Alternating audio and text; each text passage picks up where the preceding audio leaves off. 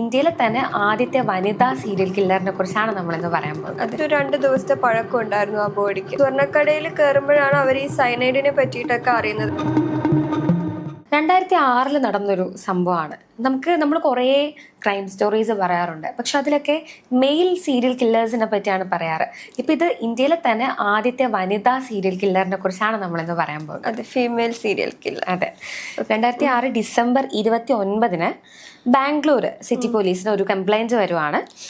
ശങ്കർ എന്ന് പറയുന്ന ആളുടെ ഭാര്യനെ കാണാനില്ല, രേണുക കാണാനില്ല എന്നുള്ള രീതിയിൽ ഒരു പരാതി വരുവാണ്. അതിനെ തുടർന്നാണ് അന്വേഷണം ആരംഭിക്കുന്നത്. അപ്പോഴാണ് ഒരു ഓർക്കുന്നത്, കൈവരയോഗി നാരായണ ആശ്രമത്തിൽ നിന്നിട്ട് ഒരു ബോഡി, ആരെന്നറിയാത്തൊരു ബോഡി ലഭിച്ചിട്ടുണ്ടായിരുന്നു. അത് മോർച്ചറിയിൽ ഇരിക്കുവാണ്. അങ്ങോട്ടേക്കാണ് ശ്രദ്ധ പോകുന്നത്. അവരുടെ തിരിച്ചറിയാൻ കഴിയാത്തൊരു ബോഡി ലഭിക്കുകയാണ് മോർച്ചറിയിൽ നിന്ന്. അപ്പോൾ അന്വേഷണം നേരെ അങ്ങോട്ടേക്ക്, ആ ഒരു ബോഡിയിലേക്ക് നേരെ തിരിഞ്ഞു.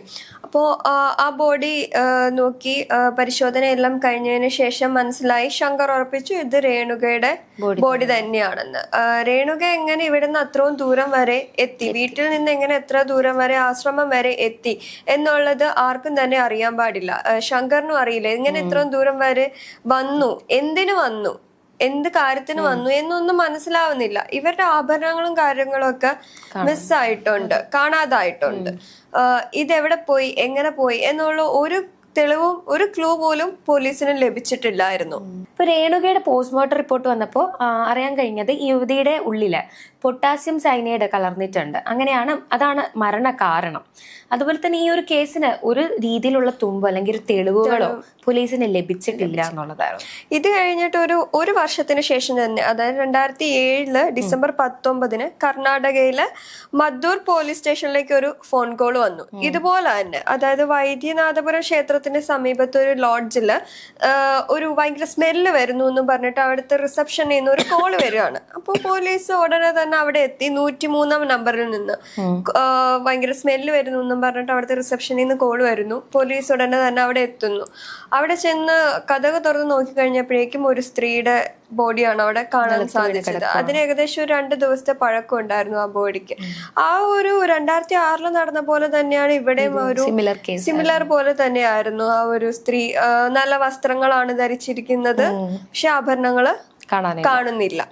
അങ്ങനെ തന്നെയാണ് കാണുന്നത്. ഇവരെന്തിനു ഇവിടെ വന്നു? ആ ക്ഷേത്രത്തിൽ അധികവും ആൾക്കാർ വരില്ലാത്തൊരു ക്ഷേത്രമാണ്. ചില പ്രത്യേക സമയങ്ങളില്, ചില പൂജ സമയങ്ങളിൽ മാത്രമാണ് അവിടെ ആൾക്കാരൊക്കെ വരുവുള്ളൂ. ആ ലോഡ്ജിൽ റൂം എടുക്കുന്ന അങ്ങനെയുള്ള സിറ്റുവേഷൻസ് മാത്രമേ ഉള്ളൂ. പക്ഷെ ആ ഒരു സംഭവം നടക്കുന്ന സമയത്ത് അവിടെ അങ്ങനത്തെ ഒരു പ്രത്യേക പൂജയോ വഴിപാടുകളോ കാര്യങ്ങളോ ഒന്നും തന്നെ കാണുന്നുണ്ടായിരുന്നില്ല. ഇല്ലാത്ത ദിവസമാണ്. പിന്നെ എങ്ങനെ ഇവിടെ ഒരു ലേഡി വരുന്നു, റൂം എടുക്കുന്നു, അവരൊറ്റയ്ക്കാണ് വന്നതും അവരുടെ കൂടെ വേറെ ആരും ഇല്ലാതാനും. അപ്പോ ഇത് വളരെ കോംപ്ലിക്കേറ്റഡ് ആയിട്ടുള്ള ഒരു കേസും കൂടിയാണ് ശരിക്കും പറഞ്ഞു കഴിഞ്ഞാൽ. അതുപോലെ തന്നെ പോസ്റ്റ്മോർട്ടം റിപ്പോർട്ട് വന്നപ്പോഴും ഇതും സിമിലർ കേസ് തന്നെയാണ്. അതായത് സൈനൈഡ് തന്നെയാണ് ഉള്ളിൽ പോയിരിക്കുന്നത്. ഈ കേസിലും ഈ പെൺ സുഹൃത്തിനെ പറ്റി പോലീസിന് ഒരു അറിവുമില്ല, കിട്ടുന്നില്ല. ഈ സംഭവം നടന്ന് കൃത്യം ഒരു 2 മാസങ്ങൾക്ക് ശേഷം കർണാടകയിലെ കലശുപാലയം പോലീസ് സ്റ്റേഷനിലേക്ക് മറ്റൊരു ഫോൺ കോളും കൂടെ വരികയാണ്. അത് തൊട്ടടുത്തുള്ള ഒരു ക്ഷേത്രത്തില് ആളൊഴിഞ്ഞ സ്ഥലത്ത് ഒരു മൃതദേഹവും കൂടി കിടക്കുന്നു. ഇത്തവണ ഒരു കല്യാണ വേഷത്തിൽ കിടക്കുന്ന ഒരു സ്ത്രീയായിരുന്നു. അതുപോലെ തന്നെ ആഭരണം ഇവിടെയും നഷ്ടപ്പെട്ടു. ഇവിടെയും ആ ഒരു സിമിലർ കേസ് തന്നെ. പോസ്റ്റ്മോർട്ടം റിപ്പോർട്ട് വന്നപ്പോൾ വീണ്ടും സൈനൈഡ് തന്നെയാണ് ഉള്ളിൽ ചെന്നിട്ടിരിക്കുന്നത്. സൈനൈഡ് തന്നെയാണ് മരണകാരണവും ഉണ്ടായിരിക്കുന്നത്. ഇത്തവണ മരിച്ച ആ ഒരു വ്യക്തി എന്ന് പറയുന്നത് കർണാടകയിലെ ഒരു വലിയൊരു ഫാമിലിയിൽ പെട്ടതാണ്. അത്യാവശ്യം ഫിനാൻഷ്യലി ഭയങ്കര സ്റ്റേബിൾ ആയിട്ടുള്ള, അത്യാവശ്യം ഭയങ്കര ഫിനാൻഷ്യലി മുന്നോക്കം നിൽക്കുന്ന ഒരു ഫാമിലിയിൽ പെട്ട ഒരു സ്ത്രീയാണ് ഇവർക്ക് കുട്ടികൾ ഉണ്ടായിരുന്നില്ല. കുട്ടികൾ ഉണ്ടാവാൻ വേണ്ടിയിട്ട്, കുട്ടികൾ ആ ഒരു പൂജ ചെയ്യാൻ വേണ്ടിയിട്ട്, ആ ഒരു പൂജ ചെയ്യാനായിട്ടാണ് ഇവർ ഈ അമ്പലത്തിലേക്ക് വരുന്നത്. 4 സ്ത്രീകൾ അടുപ്പിച്ച് മരിക്കുകയുണ്ടായി. അപ്പൊ ഇത് സിമിലാരിറ്റി ഉണ്ട് 4 കേസിലും. ഒരേ പാറ്റേൺ. എല്ലാവർക്കും സൈനൈഡ് കലർന്നിട്ടുള്ള മരണമാണ്. എല്ലാവരുടെയും ആഭരണങ്ങൾ നഷ്ടമാവാണ്. എല്ലാവരും ഫിനാൻഷ്യലി ഭയങ്കര സെറ്റിൽഡ് ആണ്. അപ്പൊ ഇതൊരു സ്ത്രീ ആണെന്നുള്ളൊരു നിഗമനത്തില് ലാസ്റ്റ് ഒരു കൺക്ലൂഷനിൽ എത്തുവാണ് പോലീസ്. അപ്പൊ എങ്ങനെ പോയാലും ഈ സ്ത്രീക്ക് ഈ എടുക്കുന്ന ആഭരണങ്ങള് ഒരു സ്വർണ്ണക്കടയിൽ വെക്കേണ്ടി വരും. അപ്പൊ അവിടെയുള്ള സ്വർണ്ണക്കടകൾ അന്വേഷിക്കുക എന്നുള്ളതായിരുന്നു അടുത്ത അവരുടെ ഒരു സ്വർണ്ണക്കടകൾ കേന്ദ്രീകരിച്ചായി പിന്നെ അന്വേഷണങ്ങൾ. അവിടെയുള്ള എല്ലാ സ്വർണ്ണക്കടകളും പോലീസ് അന്വേഷിച്ചു. അപ്പോ അങ്ങനെ ഇരിക്കുമ്പോഴാണ് പോലീസ് സ്റ്റേഷനിലേക്ക് മറ്റൊരു കോള് വരുന്നത്. ഒരു ചെറിയൊരു സ്വർണ്ണപ്പണിക്കാരന്റെ സൈഡിൽ നിന്ന് ഒരു കോള് വരുന്നത്. അയാൾ പറഞ്ഞത് എന്താന്ന് വെച്ച് കഴിഞ്ഞാൽ ഒരു മധ്യവയസ്ക ഒരു സ്ത്രീ വന്നിട്ടുണ്ടായിരുന്നു. അവരുടെ കയ്യിൽ സ്വർണം ഉണ്ടായിരുന്നു. അപ്പോ അത് വിൽക്കാൻ വേണ്ടിയിട്ടാണെന്ന് പറഞ്ഞു. പക്ഷെ അയാൾക്കൊരു ഡൗട്ട് തോന്നുന്നു. കാരണം പോലീസൊക്കെ ഓൾറെഡി വന്ന് പറഞ്ഞിട്ടുണ്ടായിരുന്നു ഇങ്ങനത്തെ കേസും കാര്യങ്ങളൊക്കെ ഉണ്ട്, അപ്പൊ ഒന്ന് പറഞ്ഞേക്കണം, ഇങ്ങനെ എന്തെങ്കിലും കാണുവാണെങ്കിൽ ഉടനെ തന്നെ റിപ്പോർട്ട് ചെയ്തേക്കണമെന്ന് പറഞ്ഞിട്ടുണ്ടായിരുന്നു. അപ്പൊ അതിന്റെ അടിസ്ഥാനത്തിൽ ഒരു സംശയം തോന്നിയിട്ടാണ് ഇയാള് സ്റ്റേഷനിലേക്ക് വിളിക്കുന്നത്, പോലീസുകാരെ വിളിക്കുന്നത്. അപ്പൊ പറയുകയുണ്ടായി ഇങ്ങനെ സ്വർണം കൊണ്ട് വന്നിട്ടുണ്ടായിരുന്നു, പക്ഷെ എന്റെ കയ്യിൽ ഇപ്പൊ പൈസ ഇല്ല, നാളെ വരാൻ പറഞ്ഞിട്ടാണ് പറഞ്ഞു വിടുന്നത്. അങ്ങനെയാണ് പോലീസിനെ അറിയിക്കുന്നത്. അയാൾക്കൊരു സംശയം തോന്നുകയാണ് അവിടെ.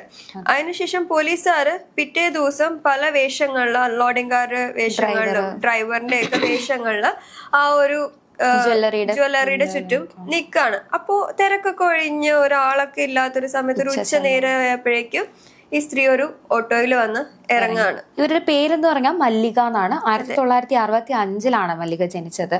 ഇവരുടെ യഥാർത്ഥ പേര് കൊമ്പമ്മ എന്നായിരുന്നു. ബാംഗ്ലൂരിലെ ഒരു ഉൾപ്രദേശത്താണ് ഇവരുടെ വീട്. അതുപോലെ തന്നെ ഭർത്താവ് ഒരു തയ്യൽക്കാരനായിരുന്നു. 2 പെൺമക്കളായിരുന്നു ഉണ്ടായിരുന്നത്. അപ്പൊ ഇങ്ങനെ ഒരു രീതിയിൽ പൊക്കോണ്ടിരുന്ന ഒരു ജീവിതമായിരുന്നു. പക്ഷെ ഒരു ദിവസം ജോലി ചെയ്തിരുന്ന സ്ഥലത്ത് നിന്ന് ഒരു വസ്തു ഇവര് മോഷ്ടിച്ചു. അവിടെ നിന്ന് അപ്പോൾ ഇവരെ ഇറക്കി വിടുമായിരുന്നു.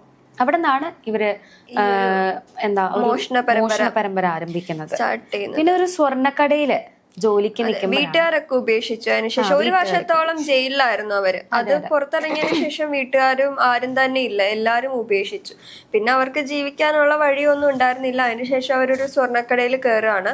സ്വർണ്ണക്കടയിൽ കയറുമ്പോഴാണ് അവർ ഈ സൈനൈഡിനെ പറ്റിയിട്ടൊക്കെ അറിയുന്നത്. കാരണം അവിടെ ജ്വല്ലറീസിലാണല്ലോ സ്വർണ്ണക്കട ഈ ഒരു സൈനൈഡ് ഉണ്ടാവുന്നത്. അപ്പോ അവരവിടെ വെച്ചിട്ടാണ് ഈ ഒരു സൈനൈഡിനെ പറ്റിയിട്ട് അറിയുന്നത്. അപ്പൊ ആ ഒരു ജ്വല്ലറി ഉടമ അറിയാതെ ഇവർ ആ സ്വർണത്തിന് ആ ഒരു സൈനൈഡ് മോഷ്ടിക്കുകയാണ്. അവിടുന്ന് മോഷ്ടിച്ചിട്ടാണ് അവര് ബാക്കി സ്ത്രീകളെ 1999 മമത ഹോസ്കോട്ടെ എന്ന സ്ത്രീയിലാണ് ഇവർ ആദ്യം ഈ ഒരു പരീക്ഷണം നടത്തുന്നത്.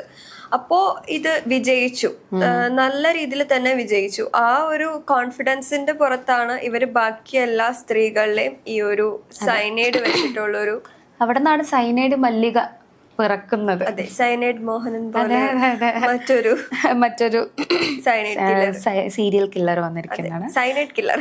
അതെ, സൈനൈഡ് കില്ലർ. ഇത് എന്ന് പറയുമ്പോൾ ഇവര് ഈ അമ്പലങ്ങളെ നിരീക്ഷിക്കും. അതായത് അമ്പലങ്ങളിൽ പോകുമ്പോൾ ഒരുപാട് ഭക്തി കാണിക്കുന്ന സ്ത്രീകളെ ഇവര് നിരീക്ഷിക്കും. എന്നിട്ട് അവരെ പറ്റിക്കാൻ എളുപ്പമാണല്ലോ ഭക്തിയുടെ പേരില്. അങ്ങനെയാണ് ഇവർ ഓരോ സ്ത്രീകളെയും കൊന്നുകൊണ്ടിരുന്നത്. അതുപോലെ ഇങ്ങനെ ഓരോ കാര്യത്തിന് വിളിച്ചു വരുത്തും. എന്നിട്ട് എന്തെങ്കിലും വീക്ക്നെസ് എന്താണെന്ന് മനസ്സിലാക്കും. അതുപോലെ ഇതുപോലെയുള്ള മന്ത്രം തന്ത്രം എന്നൊക്കെ പറഞ്ഞ് വിളിച്ചു വരുത്തിയിട്ട് ഈ ഒരു വെള്ളം അമ്പലത്തിലെ പൂജിച്ച വെള്ളം എന്നുള്ള രീതിക്ക് അതിൽ സൈനൈഡ് കലർത്തിയ വെള്ളം അവർക്ക് കൊടുക്കുന്നു. നിമിഷ നേരം കൊണ്ട് തന്നെ, സൈനൈഡ് ആണല്ലോ, നിമിഷ നേരം കൊണ്ട് തന്നെ അവിടെ മരിച്ചു.